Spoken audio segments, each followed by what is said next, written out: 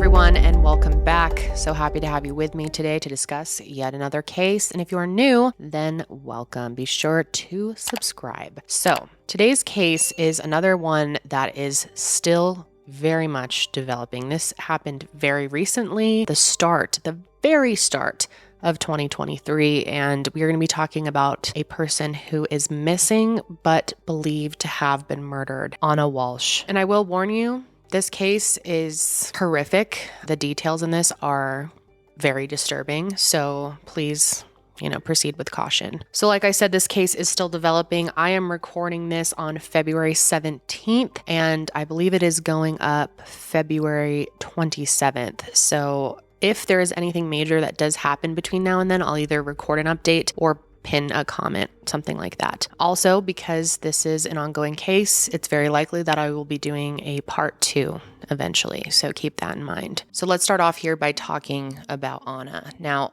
Anna's birth name is very hard to pronounce. I'm going to take my best guess at it, but it's possible I could be wrong. And if you know the proper way to say it, feel free to let me know in the comments, and I'm sure you will. But my best guess is Anna Jubicic. I couldn't find an official pronunciation online, so again, that's just my best guess. Anna Jubicic was born April 13th, 1983 in Belgrade, Serbia, to her mother, Milanka, and her father, whose name has not been released. And to the best of my knowledge, she only has one sibling, a sister named Alexandra. So Anna's early life was spent in Belgrade, where she attended school all the way through college. And then she went to the University of Belgrade and earned her bachelor's degree in French and literature. And if there's one thing that you need to know about Anna, beyond just being a wonderful human and an amazing mother, she was a very hard-working, driven person. She immigrated to the United States from Serbia in 2005 and really achieved what many would call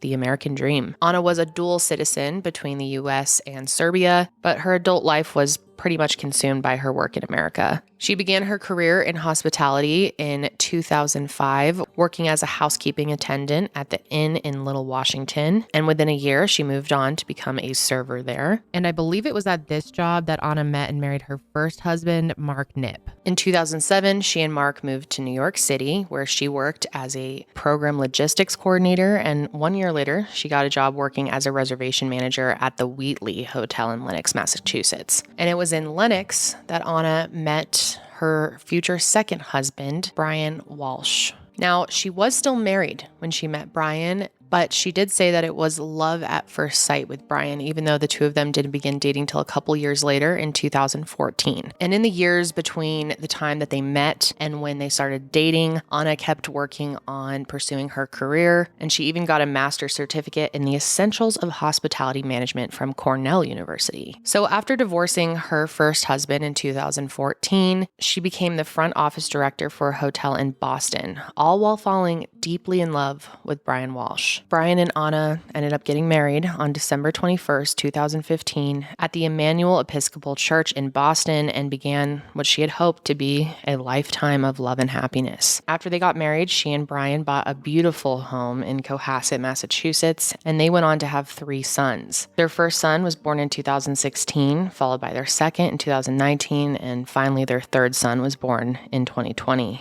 And given the circumstances, the names of these boys have not been released to the public, which I am choosing to respect as well, obviously, and I'm glad that they have been able to maintain their privacy to some degree, and I hope it stays that way. And even after becoming a mother, Anna did not slow down when it came to her career. That was hugely important for her in life, to build success and follow her dreams. And her drive was really one thing about her that so many people admired. She never shied away from achieving her goals and wanted to build the best life possible for her family. She did make her life pretty public on social media, where she often posted about what she was doing and what was on the horizon. And from 2017 to 2022, she continued her work in the hospitality industry and held the title director at a variety of different hotels, primarily in the Boston area. Hello, everybody.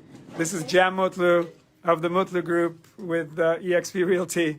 How are you guys doing today? I have my entire team here with me. We've got all kinds of amazing folks here in the room. I'm going to show you one of them. Here she is, an elf. Okay. Oh, that was me. Hi. That was you. Hi. Yes. An elf on the show. Yes. her children were so excited to see her this morning. They said, "Mom, you look beautiful," right? Isn't that what they said? And they were excited to see me, yes. And they were excited. Yes, they were excited to see her.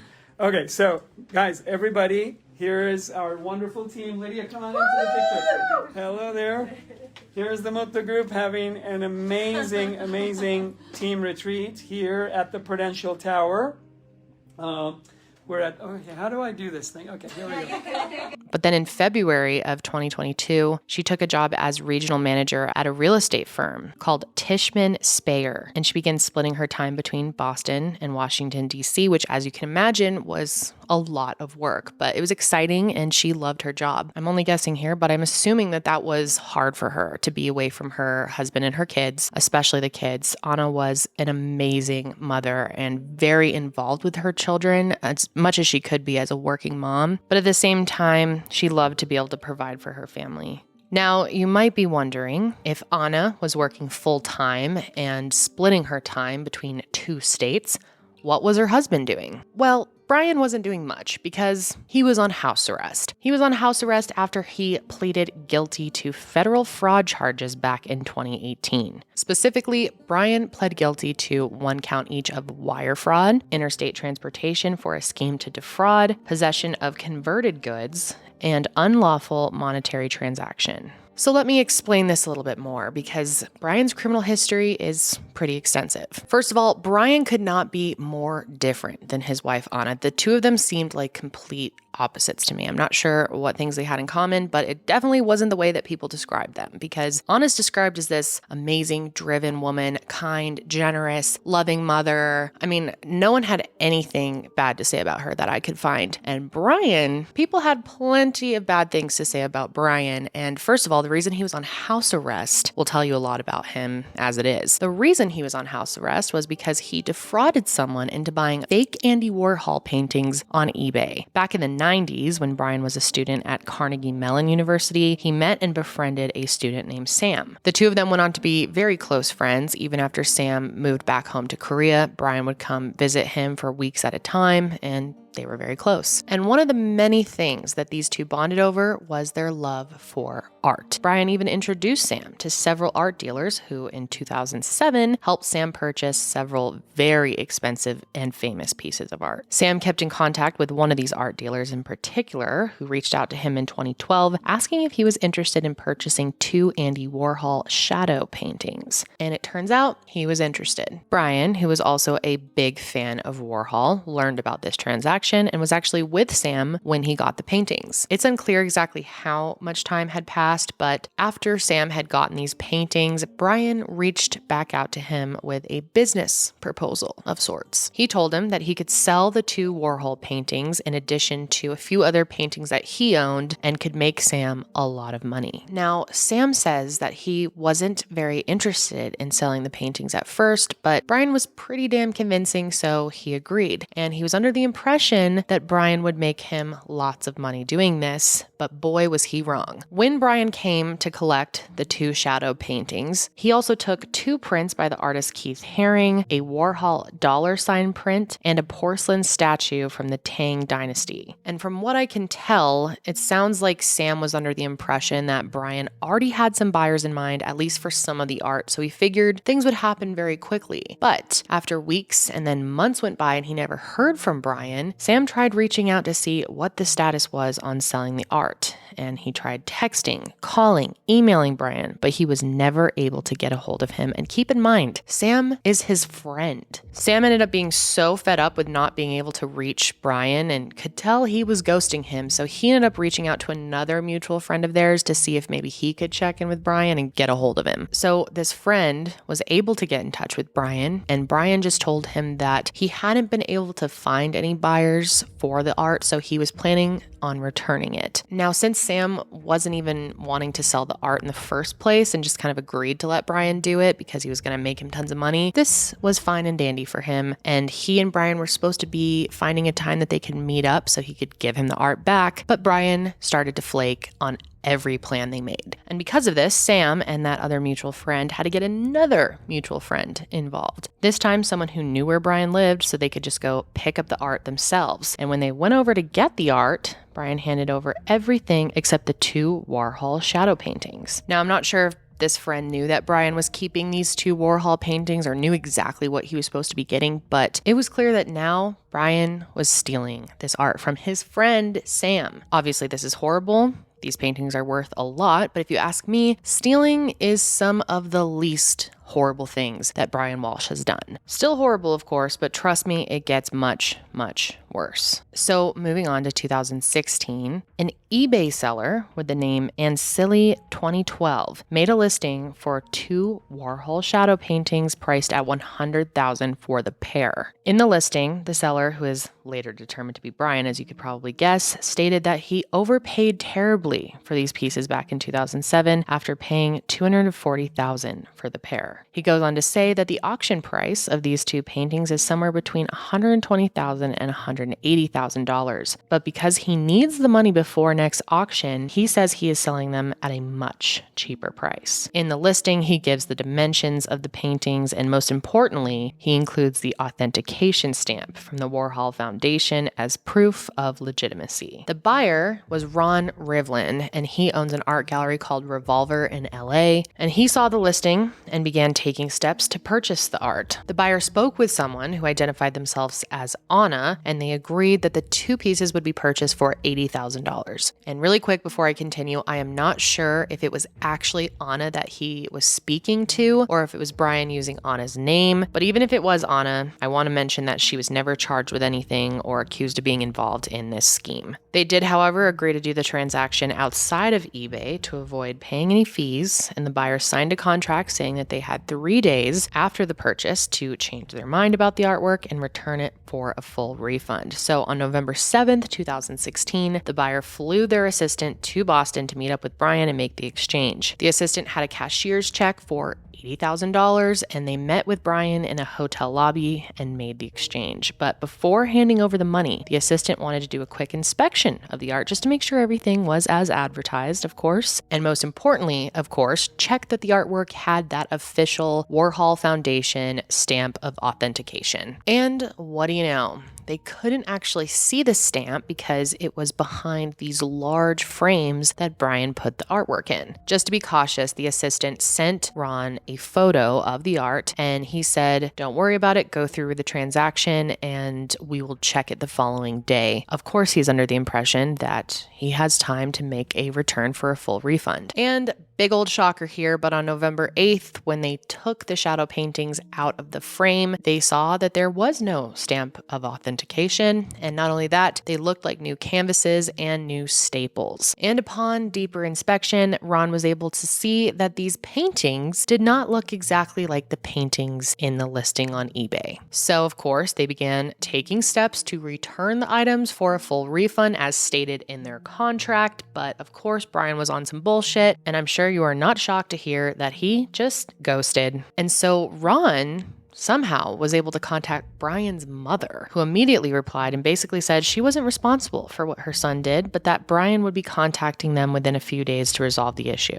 And another big shocker here, no response after a few days. So Ron ends up getting in touch with Anna via her work number and asks her to get involved. So finally, on November 16th, 2016, Bryan emails Ron back, basically making a bunch of excuses as to why he couldn't reach him sooner. And he ultimately said he'd happily return the money as soon as the paintings themselves were brought back, which sounded really positive at first. I'm sure Ron was thinking, okay, this took a while, but at least this guy is going to give me my money back without another problem. But sadly, he was very mistaken. Weeks went by and the money still hadn't been returned, and Bryan said he'd be sending the money back in smaller installments, and every time he said there was an installment on the way, it just never came. And of course, every time Bryan had an excuse, and in the end, only $30,000 of the $80,000 total was actually returned. So that's when Ron got the FBI involved. Clearly at that point, he knew there was some scheme going on here, and with the help of the FBI, Bryan was caught and charged for his crimes. So even though all of this went down years ago, Bryan had still not received a sentence. So from 2018 to 2023, Bryan was on house arrest. And of course, he was required to wear an ankle bracelet at all times. But the device that he wore wasn't like the ones that you might think. He wasn't completely confined to his home, and the device didn't have a GPS monitoring system. Bryan was basically allowed to have exceptions to his home confinement as long as he got them approved in advance. So for example, if he wanted to leave and go to the grocery store, he could do that as long as it was approved. This device used radio frequencies to alert the police when he did leave his home, but it wouldn't say where he went. Now, I couldn't really figure out why it was taking so long for this fraud case to move forward. Maybe the pandemic slowed things down, I'm not really sure. But because of it, Bryan was still living at his Cohasset home as recently as January 1st, 2023. And a little side note here, Anna did contact the judge and asked for leniency in his case, but again, I'm not sure why things were moving so slowly. And if you thought this is where Bryan's history with breaking the law ends, well, buckle up because it gets much worse. So Bryan had a very strained relationship with his parents, especially his father. And in 2019, he entered a legal dispute because he was accused of destroying his father's will to gain access to his assets. Bryan's father, Dr. Thomas Walshe, was a neurosurgeon at Brigham and Women's Hospital before he retired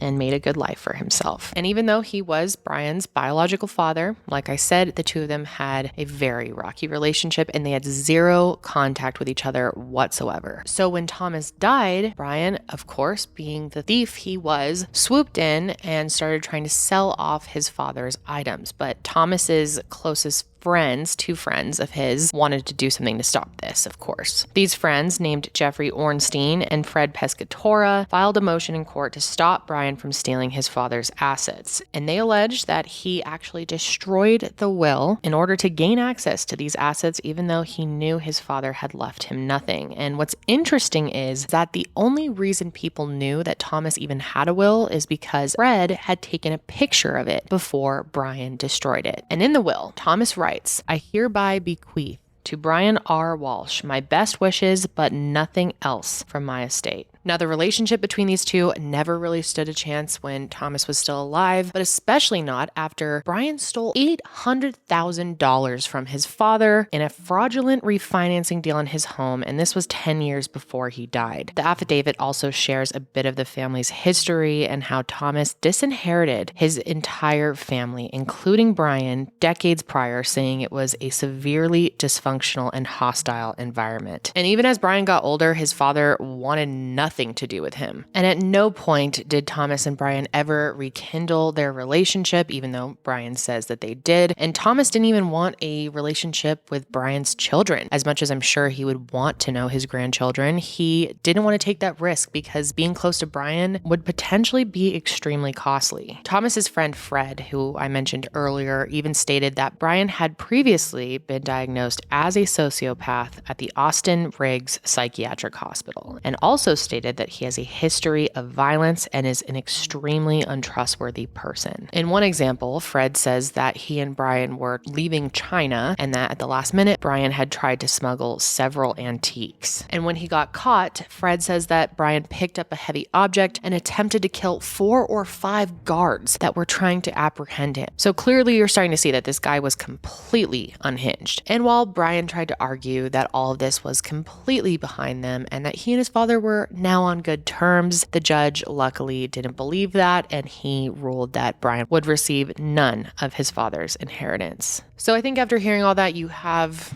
an idea of who Bryan really was. Now, getting back to the case, I mentioned before that Anna split her time between DC and Cohasset, but during the 2022 holiday season, she was at home with her family. And when New Year's Eve rolled around, she and Bryan didn't really have any special plans. Having 3 young sons, they decided to stay home and take it easy, and they actually invited over a friend of theirs for dinner, and his name is Jem Mutlu. So Jem arrived around 8:30 that night, and he stayed till 1:30 a.m., and he said everything was fine. They had a really nice dinner that Bryan prepared, and they really enjoyed themselves. Nothing seemed out of the ordinary to him. She said, "Jem, I know you won't go out on New Year's Eve. I know you'll just stay home by yourself, and Bryan and I would love to see you. Just come over. Like, if there's anyone we'd love to see, we'd love to have over to you. Please come." And so I said, of course. Bryan had cooked an elaborate meal for us, and we hugged and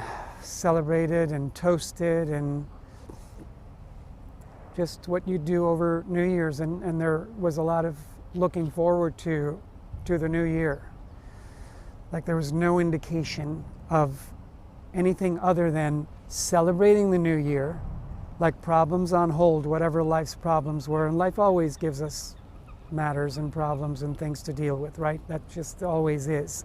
It wasn't until 3 days later, on January 4th, that anyone became aware that something was wrong. On January 3rd, Anna had a flight booked from Boston to DC, and this is when she was scheduled to return back to work. But she never showed up for work on the 4th, and this was very out of character for her. Her coworkers knew that she would at least call if something came up, so they immediately called Cohasset police and asked that they perform a wellness check. And so police go to their house, knock on the door, looking for Anna, and Bryan answers. And this is when he tells police that he hasn't seen his wife in 3 days. They filed a missing persons report right away, and then Bryan told them everything that he claimed to know. So he tells officers that in the very early morning hours of New Year's Day, I'm talking after 1 a.m., Anna is made aware of some emergency at work that would require her to leave 2 days earlier than planned. She was supposed to leave on the 3rd, as I mentioned. So Bryan explains that she packs up her things and left the house sometime around 6 a.m. and called an Uber or Lyft to take her to the airport like she always did. And he says this is the last time he saw her. Then he goes on to tell police that he woke up at 7 a.m. He gets the boys up, makes them breakfast, and then a babysitter comes over so that he can go and run a few errands for a couple hours. He says that he first went to Shaw's grocery store to pick up a few things that they needed at home and then dropped them off before going back out to run errands for his mom, who lives about an hour and 15 minutes away. And then Bryan tells them that he actually lost his phone that morning, so he didn't have GPS to take him to his mom's house, and so he got lost going to his mom's house, and so it took him an extra 30 minutes to get there. Now, I'm guessing this wasn't the first time he went to his mom's house, so him saying he got lost on the way there is very suspicious. Of course, it's possible, and I am someone who does not function well without GPS. I am so directionally challenged. I get lost going places all the time if I don't use my phone to get me there, but it's still very suspicious, but that's what he tells police. So he goes on to say that he went to her house and he was there for about 15 minutes, and then he leaves to go to Whole Foods and CVS and run some errands for her. He says that once he drops the things off that she requested back at her house, he then heads back home. When he gets home, he finds his phone, which he said was under a couch cushion, and he assumes his kids were playing with the phone and then hid it there. Then Bryan goes on to explain that the following day, January 2nd, he only left his house once, and that was to take his oldest son to Pressed Juice Bar to get a chocolate shake, and the other 2 kids stayed home with the babysitter. This is all the information that he offers to police, and then they, of course, start trying to locate Anna. And while the police start their investigation, Bryan puts on quite a show for the public, expressing his deepest concern for his missing wife. He even called close friends to ask if they had seen her. Good afternoon. It's Bryan Walshe. I hope all is going well.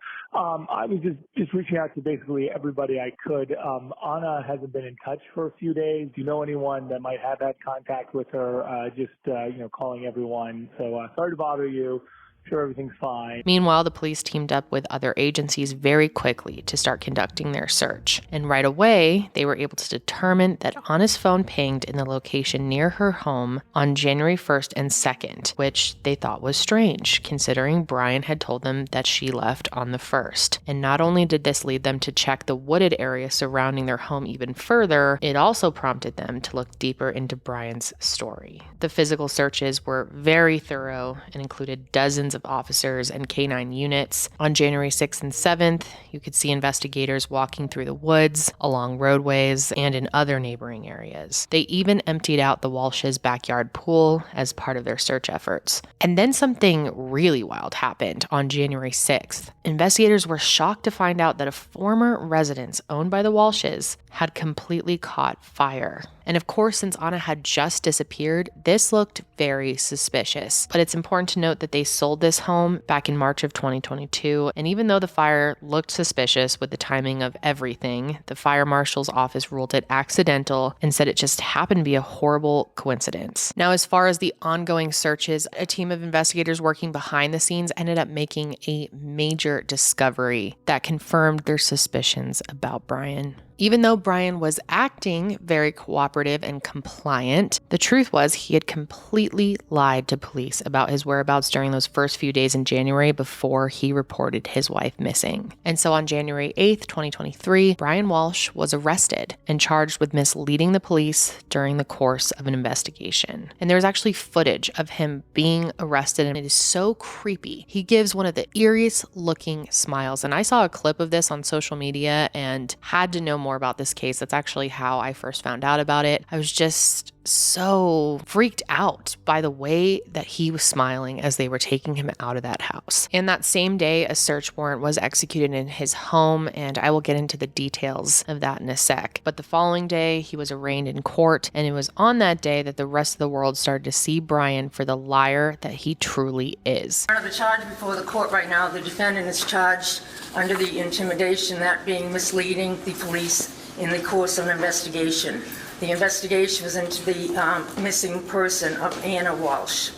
Norfolk County District Attorney Lynn Beeland will be prosecuting Bryan Walshe, and during his arraignment in Quincy District Court, she went through his story piece by piece and discredited all of his statements. She started out by laying out Bryan's statement that Anna had left for the airport around 6 a.m. on January 1st and took either an Uber or a Lyft to the airport. But in reality, there were no records to indicate that an Uber or Lyft had ever gone to their house on January 1st. Like I mentioned before, Anna's phone pinged in the area of her home on January 1st and 2nd, indicating that she never left the area at all. And it was left stationary in the home from New Year's Eve up until 3:14 a.m. on January 2nd. And at that point, her phone was turned off completely. Police checked during the course of this investigation. There was not a Uber or any kind of Lyft that had picked her up on January 1st. In fact, in the course of the investigation, it was determined that her cell phone pinged in the area of the house, which is located on Chief Justice Cushing Way, that her phone pinged on the 1st and the 2nd, which is after the defendant had said she had left.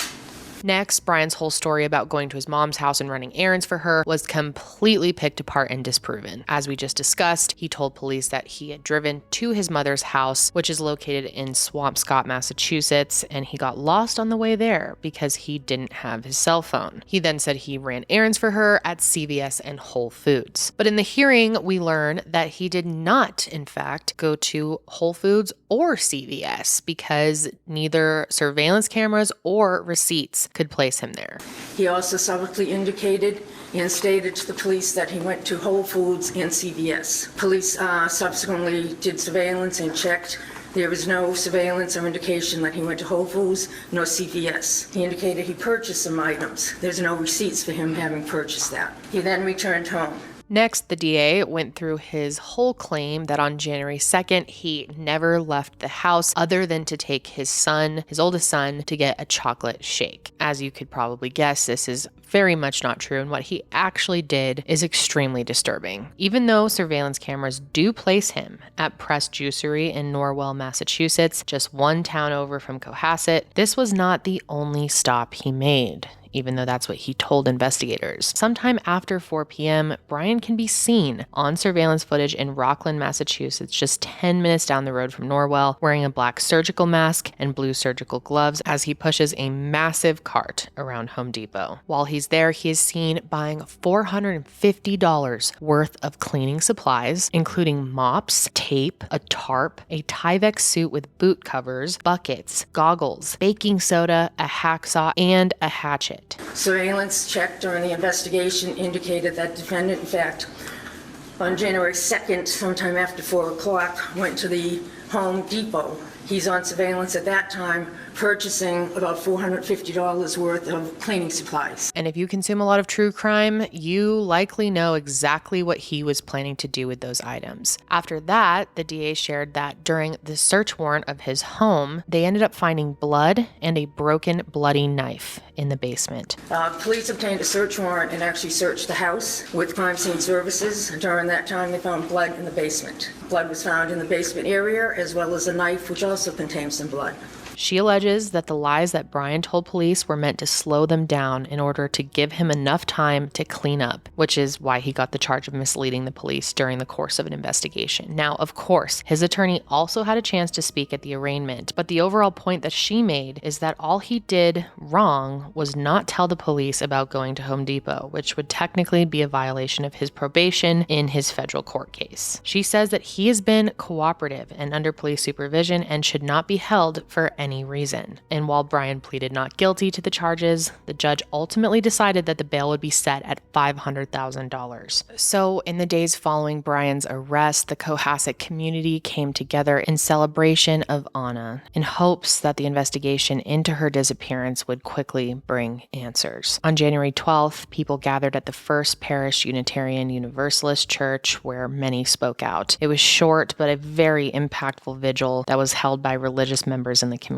Prayer vigil has just wrapped up in Cohasset, Massachusetts, where the community is gathering to honor Anna Walshe. The mother of three has not been seen since New Year's Day. Let's send things over now to 12 News reporter Alexandra Leslie, who is live for us on Cohasset Town Common. Alex? Well, Kim, this vigil was brief but still impactful. And earlier in the day, though the town did not organize this event, the town manager provided a brief statement saying that the community was coming together to support those who are suffering as a result of this unfolding tragedy. Now, this event was organized by various South Shore faith leaders who said that anyone was welcome to attend. The small coastal town has been bustling in recent days as investigators continue to search the state for evidence in an effort to locate Anna. Some spoke about Anna as a person, while others made pleas that her children, who remain in state custody at this time, stay together. As you can imagine, most people are very concerned about what will happen to the kids, including myself. That was one of my first questions here. And I just feel so bad for them losing their amazing mother and likely their father too, which him not being in their life is honestly probably a good thing. But I can imagine that her disappearance is having a horrible effect on them, and the community is very concerned.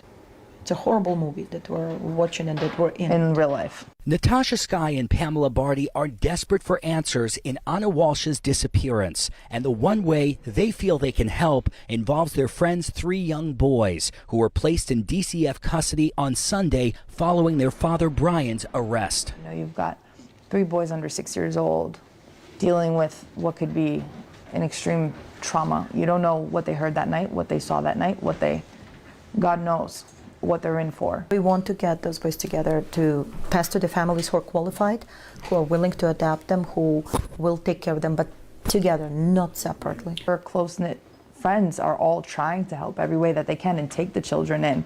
And that's why we were surprised to hear that they went under state custody. Even though it seems like it's too late, most likely, to save Anna, hopefully her kids can be saved from this very toxic monster of a person. During all this time, investigators did not slow down at all when it comes to their search efforts and what they're doing to help bring answers to this community. Investigators continuing their search today for Anna Walshe, going in and out of this Cohasset home where the mom of three was last seen between 4 and 6 a.m. New Year's Day. Something like this doesn't usually happen around here, so I think it might have a little more impact on people. Michael Johnston has kids of his own. He says the tight-knit community is now on alert after hearing today's revelations in court. I saw the arraignment today, and that was pretty troubling.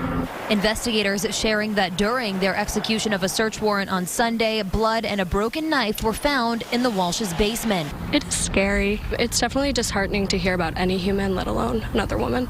Now, for the past 24 hours, police have been combing the woods around the house looking for any sign of Anna and more evidence about what could have happened to her. In fact, on the same day that Bryan was arraigned on charges of misleading the police, investigators searched a trash transfer facility in Peabody, Massachusetts, Massachusetts and found crucial evidence. Search teams and canine units spent hours digging and found several trash bags containing blood, a hatchet, rugs, cleaning supplies, and more. The items were immediately believed to be connected to Anna's disappearance and sent to the lab for testing.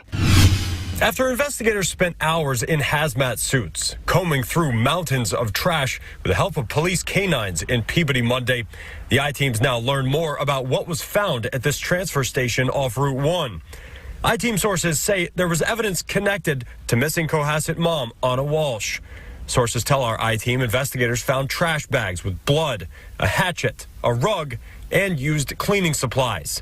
Their search of the trash facility unfolding hours after Anna's husband, Bryan Walshe, was in Quincy District Court, charged with misleading the investigation into her disappearance. And as shocking as all of this information has been to the public, at that point, there was still information that investigators knew that the public didn't yet. Investigators also uncovered several mysterious purchases and many very disturbing and incriminating Google searches, which I will get into here in a bit. And it was this combination of evidence that led to Bryan Walshe's arrest on January 17th, 2023 for the murder of his wife. Now, Bryan has, of course, pleaded not guilty, even though prosecutors alleged that he murdered his wife, then dismembered her and discarded her body. Norfolk District Attorney Michael Morrissey has announced that a murder warrant has been issued in the death of Anna Walshe, the Cohasset mother, who has been missing since on or about New Year's Day. Of course, you're looking at video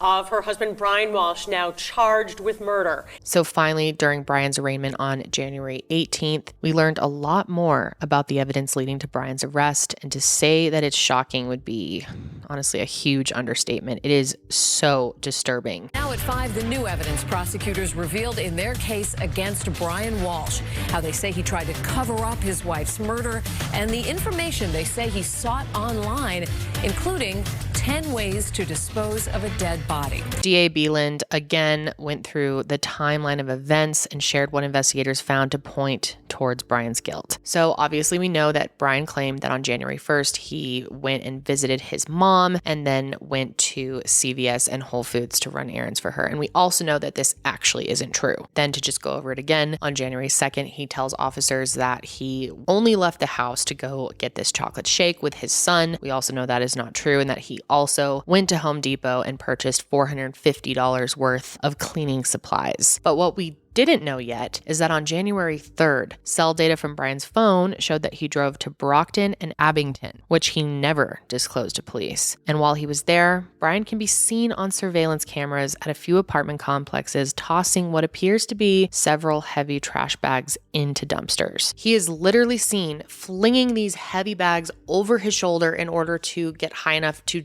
throw them into the dumpster. And it is sadly believed that these bags contained parts of Anna's body, which he is believed to have dismembered in order to dispose of her more easily. And very unfortunately, before police even knew that Anna was missing, these dumpsters were emptied and the contents were taken to be incinerated. So if Anna's body was in fact put in those dumpsters, it seems likely that she will never be found. Remains which haven't been found because prosecutors say he threw them in dumpsters in Abington and Brockton, which were later taken away for incineration on January 3rd, one day before Cohasset police arrived at his home for a well-being check on Anna.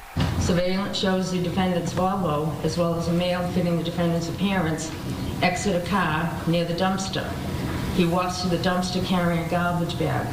He's leaning, and it appears to be heavy as he has to heft it into the dumpster. It was also revealed during his arraignment on January 4th, the same day police performed their wellness check and learned of Anna's disappearance, that Bryan is said to have made a trip to Home Goods, TJ Maxx, and Lowe's, where he purchased towels, bath mats, men's clothing, squeegees, and a trash can. Also, while police were performing that wellness check, they looked in Bryan's car and they noticed that his back seats were down and there was a plastic liner over them. And when they went back the next day, the liner was gone, and Bryan Bryan just told him that he threw it out. Now, it is unclear whether or not he gave them an explanation of what the liner was for. Then we learned that on January 5th, Bryan's cell data shows that he made another trip out to Swampscott, Massachusetts, where his mother lived, and his phone traveled towards the southwest corner of the building where the dumpsters are located. And he only stayed there for a short period of time, showing us that he did not go and visit his mother, that he was likely there getting rid of more evidence. And on January 8th, if you remember, when their home was searched, investigators found blood and a bloody knife located in the basement, although now it was revealed that a second knife was also located. Next, and very importantly, the DA goes over the search of the Peabody trash transfer facility that happened on January 9th. She reveals that investigators uncovered 10 trash bags containing items such as towels, slippers, tape, gloves, a hacksaw, a hatchet, a piece of a necklace that Anna had been known to wear, a rug, a pair of her boots, her COVID-19 vaccination card, and more. And many of these items were blood-stained and had traces of baking soda, as if he tried to clean them. Investigators recovered 10 trash bags. Inside the trash bags, many of these items contained stains consistent with blood, in fact a lot. Among the items secured were towels, rags, slippers, tape, Tyvek soup, gloves, cleaning agents, carpets, rugs, hunter boots, Prada purse, a COVID-19 vaccine card in the name of Anna Walshe, a hacksaw, a hatchet, and some cutting shears. The purse and boots were described as what Anna was last seen in. A portion of the rug was heavily stained with red-brown stains. The substance was consistent with also having baking soda on it. There was a portion of a necklace consistent with one that Anna had been seen wearing in photos. The State Crime Lab performed testing on certain selected items that were recovered from those trash bags.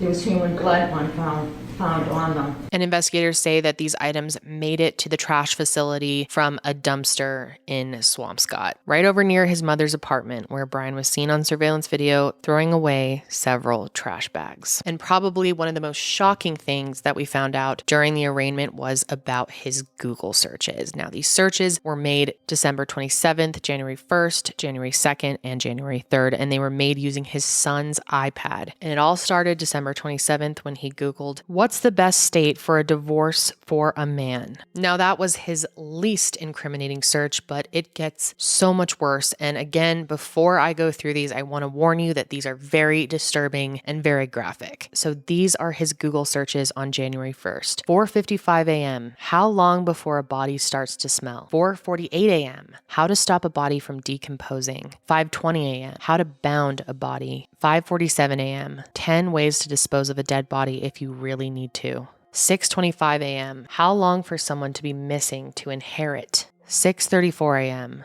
Can you throw away body parts? 9:29 a.m. What does formaldehyde do? 9:34 a.m. How long does DNA last? 9:59 a.m. Can identification be made on partial remains? 11:34 a.m. Dismemberment and the best ways to dispose of a body. 11:44 a.m. How to clean blood from a wooden floor. 11:56 a.m. Luminol to detect blood. 1:08 p.m. What happens when you put body parts in ammonia? 1:21 p.m. Is it better to throw crime scene clothes away or wash them? And then the following are searches he made on January 2nd. 12:45 p.m. Hacksaw, best tool to dismember. 1:10 p.m. Can you be charged with murder without a body? 1:14 p.m. Can you identify a body with broken teeth? And then the following searches were made January 3rd. 1:02 p.m. What happens to hair on a dead body? 1:13 p.m. What is the rate of decomposition on a body found in a plastic bag compared to on a surface in the woods? 1:20 p.m. Can baking soda make a body smell good? Now, if you are highly disturbed and overwhelmed by all that information, you are not alone. It is just shocking and horrific and honestly just disgusting to think about. This guy is such a fucking monster. But what's good about the amount of searches that he made is he likely really hosed himself. I mean, if not with all the other dumb shit he did, but all these searches will hopefully really help the prosecution when Bryan's trial finally begins. Now, of course, I have to say that Bryan Walshe is innocent until proven guilty in a court of law, although with all the cold hard facts I just shared with you, it's hard to see him as an innocent man. Of course, at this point, Bryan has pleaded not guilty. Obviously, we don't know a motive yet, but there are a few possibilities that reporters have kind of been discussing. So investigators learned that Anna's real estate portfolio was extensive and valuable, which could possibly explain why Bryan wanted her dead. She owned several properties between Massachusetts, Maryland, and Washington, D.C., which would make sense given her career in real estate. And Bryan is not listed as an owner or co-owner on any of her properties, at least at the time of her death, but he likely stood to gain a lot of money as the beneficiary of her estate. The portfolio is worth an estimated $2.8 million, although in the past 5 years, she sold at least 4 homes and earned over $3 million on those sales. And not even a week before Anna went missing, she actually closed on the sale of an apartment in Massachusetts, which she originally purchased for $137,000 but sold for $220,000. Learning more about Anna Walshe's real estate portfolio as police investigate the missing Massachusetts mom's disappearance and murder. Walshe's husband is charged with her murder. Property records show she owned nearly $2 million worth of real estate. Her husband's name was not listed on any of those properties. Investigators are looking into that would-be inheritance as a possible motive. And as many of you know, killing for financial gain is sadly not an uncommon motive in situations like this. By all accounts, the friend said that the job that she got in Washington, D.C., was a good one. And Bryan himself said in court documents, asking for leniency in the sentencing for the art fraud, she got a better job. She has a great income. She's got great benefits. And I can't move to Washington because of our situation. Absolutely. So if Bryan was feeling bad about himself because he financially was not measuring up, he probably considered himself a loser financially, was under a lot of financial duress, which really increases mental health issues. So it increases a person's depression, anxiety, rage level, in some cases, suicidality. And I would imagine that Bryan was very jealous of his wife and angry with his wife. Here's someone who he might have wanted to be the perfect wife, and he presented himself as this uber successful businessman, and now he's under house arrest, and he has a very beautiful wife who is very successful. He might have felt he was in danger of losing her and losing everything, and his pride took over, and he's a violent guy. There's also the possibility that maybe this was a case of if I can't have her, nobody can. Bryan was possibly facing a lot of jail time for his federal fraud charges, and I'm sure there was a lot of uncertainty about what his wife would be doing while he was in prison. We know Bryan struggled with his mental health and was a diagnosed sociopath, but it's possible we may never fully know why he did what he did, or what he's accused of doing, I should say. Until there's a trial, I'm not sure we will know anything for certain. Most recently, on February 9th, Bryan appeared via Zoom for a status hearing. The husband of the missing mother from Cohasset will face a judge today. Bryan Walshe is accused of killing his wife and mother of his 3 children, Anna Walshe. Prosecutors detailed in court how they think he tried to cover up the crime by pretending that she went missing from their home on New Year's Day. During this time, the prosecution actually asked for a continuance, which essentially just asked that they reschedule the status hearing for a later date. They asked for the hearing to be pushed as late as the end of March to give more time for the grand jury to review the case and decide whether Bryan will be indicted. The defense actually agreed to this continuance, and they told the judge that the reason they wanted more time was because the prosecution has handed over very little of the discovery, which should have been given to them right away. I'd be asking for a continuance on today's hearing. My expectation is that this matter will be finished in the grand jury by the end of March, but hopefully mid-March. So I would do whatever is agreeable to Ms. Minor for her next date. Attorney Minor? Your Honor, I will say we have received very little discovery to date. So I'm hoping that the discovery will be fulsome. We've received basically nothing. I have no problem with putting it on for a month. In fact, even sooner, because if in fact we get all of the discovery, that's one thing. But if there's still discovery issues Like, we haven't even received the search warrants for my client's car, the inventories for search warrants. I mean, the basic stuff that we should have had like immediately, we don't have. So if we could have a date like 3 weeks out, I would, for another status conference, just so I can review the discovery, see what is missing, if anything. I believe that's a reasonable request, and I think 3 days, and we'll review discovery. I do ask both parties to work to get all discovery completed, okay? Certainly, Your Honor. After listening to both sides, the judge ultimately decided that they would meet again for another status hearing on March 1st. And during this time, Bryan would remain at the Dedham House of Corrections without bail. And even though we don't have all the answers we want yet, I do believe that justice will come for Anna. There's overwhelming amounts of evidence here. Sadly, her body is still yet to be found, and I can only hope that her family somehow gets some of her remains so they can properly lay her to rest. And it is just heartbreaking to think of these kids losing out on a wonderful mother. It's just devastating to think of all the things in their lives that she will not be able to be there for because of their evil father. And right now, the kids are in custody of the Massachusetts Department of Children and Families. Not much information about them has been shared, and I think that's a good thing. I hope it remains that way and that they're able to maintain their privacy throughout this tragedy. I wish I had more to share with you guys at this point, but as of right now, that's all I know. This case is just devastating to talk about, honestly, and very, very scary. No matter how many cases I cover, it still shocks me somehow that people are able to do this to someone that they love, someone who they have shared years with in a marriage, someone who they have had children with, who they have watched give birth to their children. It's just so sad. I really feel for those kids and for Anna's family. This must just be so traumatic. I cannot even imagine being in their shoes. So I definitely want to hear your thoughts on this case, of course. And that's it for me today. I will be back next week with another case, but until then, stay safe out there.